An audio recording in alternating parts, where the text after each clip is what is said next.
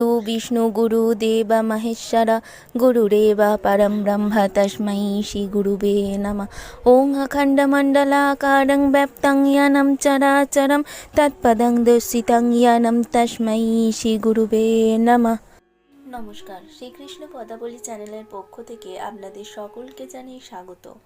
আজ আমাদের পরিবেশনের বিষয় শ্রীমদ্ ভাগবত গীতা, শ্লোক ২৭। সর্বাণীন্দ্রিয় কর্মাণি প্রাণ কর্মাণি চাপরে আত্মসংযম যোগাগ্নৌ জুহতি জ্ঞান দীপিতে। বাংলা অনুবাদ: মন ও ইন্দ্রিয় সংযমের মাধ্যমে যারা আত্মজ্ঞান লাভের প্রয়াসী, তারা তাদের সমস্ত ইন্দ্রিয়ের কার্যকলাপ ও প্রাণবায়ু জ্ঞানের দ্বারা প্রদীপ্ত আত্মসংযমরূপ অগ্নিতে আহুতি দেন। তাৎপর্য: এই শ্লোকে পতঞ্জলি প্রণীত যোগ পদ্ধতির কথা বলা হয়েছে। পতঞ্জলির যোগসূত্রে আত্মাকে প্রত্যগাত্মা ও পরমাত্মা নামে অভিহিত করা হয়েছে। আত্মা যখন ইন্দ্রিয় সুখ ভোগের প্রতি আসক্ত থাকে তখন তাকে বলা হয় পরমাত্মা, কিন্তু যখনই জীবাত্মা ওই ধরনের ইন্দ্রিয় সম্ভোগ থেকে আসক্তি বাহিত হয় তখন তাকে প্রাত্যগাত্মা জীবদেহের অভ্যন্তরে 10 রকমের বায়ু কার্যকলাপের অধীন থাকে। নিঃশ্বাস প্রশ্বাসের ক্রিয়ার মাধ্যমে এটি অনুভব করা যায়। পতঞ্জলির যোগ পদ্ধতি শিক্ষা দেয় কিভাবে দেহস্থিত বায়ুকে নিয়ন্ত্রিত করে আত্মাকে জড়বন্ধন থেকে মুক্ত করা যায়। এই যোগ পদ্ধতি অনুসারে প্রত্যগাত্মাই হচ্ছে চরম উদ্দেশ্য।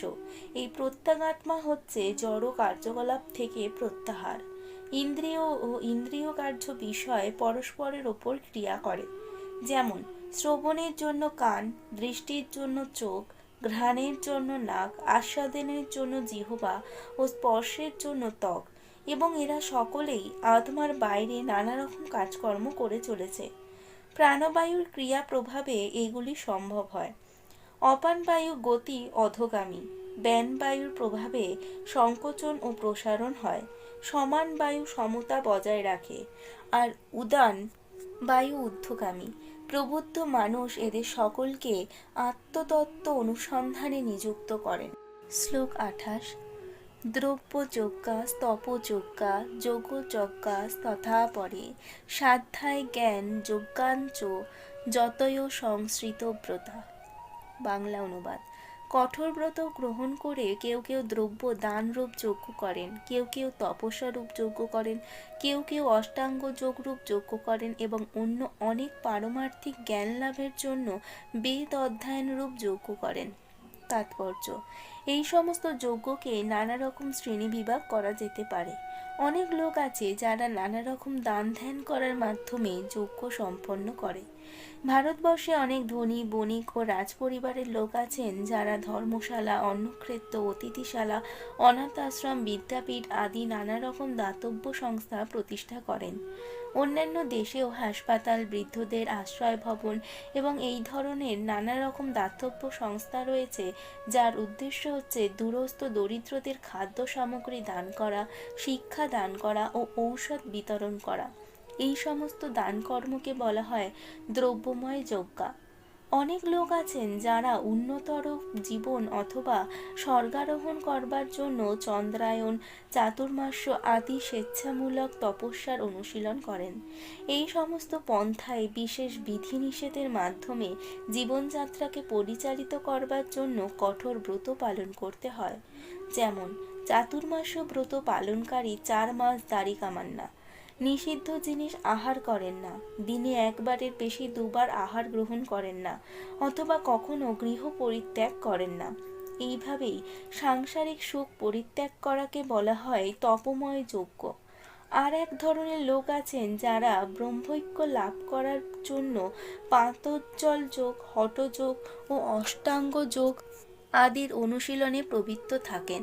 কেউ আবার সমস্ত পবিত্র তীর্থে ভ্রমণ করেন। এই সমস্ত ক্রিয়াকে বলা হয় যোগযজ্ঞ, অর্থাৎ এই জড় জগতে বিশেষ ধরনের সিদ্ধি লাভের জন্য যজ্ঞের অনুষ্ঠান করা। অনেকে আছেন যারা নানা রকম বৈদিক শাস্ত্র, বিশেষ করে উপনিষদ, বেদাস্ত সূত্র অথবা সাংখ্য দর্শন পাঠ করেন। এগুলোকে বলা হয় সাধ্যায়ন যজ্ঞ। এই সমস্ত যোগীরা শ্রদ্ধা সহকারে বিভিন্ন প্রকার যজ্ঞে নিয়োজিত এবং তারা উচ্চতর জীবনের অভিলাষী। কিন্তু কৃষ্ণ ভাবনামৃত এই সমস্ত যজ্ঞ থেকে ভিন্ন, কারণ তা হচ্ছে পরম রস মাধুর্যপূর্ণ ভগবানের সাক্ষাৎ সেবা। উপরোক্ত কোনো প্রকার যজ্ঞের মাধ্যমে এই কৃষ্ণ ভাবনামৃত বা ভক্তিযোগ লাভ করা যায় না, তা লাভ করা যায় কেবল ভগবান আর তার শুদ্ধ ভক্তের কৃপার ফলে।